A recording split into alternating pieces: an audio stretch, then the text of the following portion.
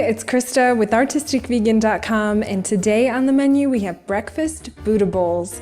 These are full of vibrant colors, fresh and smoky flavors, lots of nutrition, and they're absolutely delicious. We've actually already had them twice this weekend, 2 days in a row. It's so good. I can't wait to make it again, and I can't wait to share with you how to make it so you can make it for yourself.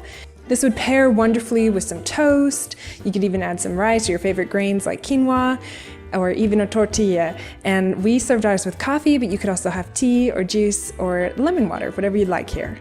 You will need 3 to 4 of your favorite mushrooms sliced, a half of a small onion chopped, a handful of green onions, a half of a large red bell pepper chopped, a couple handfuls of your favorite dark leafy greens, a half of a jalapeno sliced, a clove of garlic if you please, and some optional kimchi or fermented veggies that I added at the end. For the scrambled chickpeas, you'll need 1/2 cup of chickpea flour, 1/2 cup of dairy-free milk or water, 1 tablespoon of flax meal, a sprinkle of salt, pepper, and 1/2 to 1 teaspoon of paprika, and a dash of turmeric, about 1/4 to 1/2 teaspoon of that, and a dash of cayenne if you please. Give that a mix and set it aside.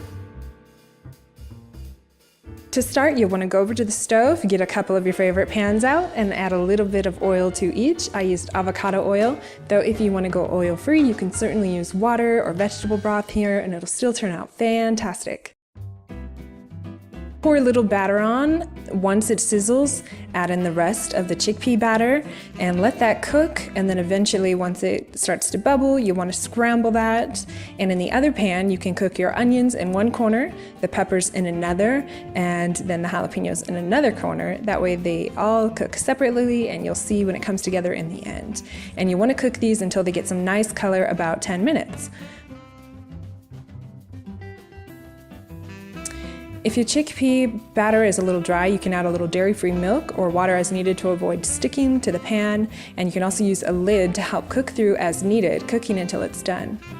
Once the onions and peppers are done, set those aside. Add the mushrooms to the same pan as the onions were in, giving each mushroom plenty of room. One thing I picked up from Julie and Julia, the movie, was when she was reading Julia Child's books and said, "Don't overcrowd the mushrooms. Are you listening to me, people?" And I was listening, and I've tried it, and it's truly made such a difference in the way the mushrooms cook and taste. If you really don't like mushrooms, you may be surprised how well you love it when you cook it like this. Now you can enjoy these as is or take it up a notch by adding some bacon flavored seasoning, vegan style, a little sprinkle of pepper, a drizzle of soy sauce, a drizzle of agave or maple syrup, and a generous topping of paprika.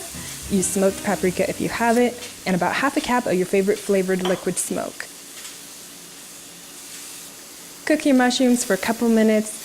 Flip them individually so not to overcrowd for about 1 more minute until they're done, and then remove them from the pan, and then you can begin to plate. I did cook my garlic last minute because I realized I didn't add it in with the onions, but ideally you could add it in with your onions.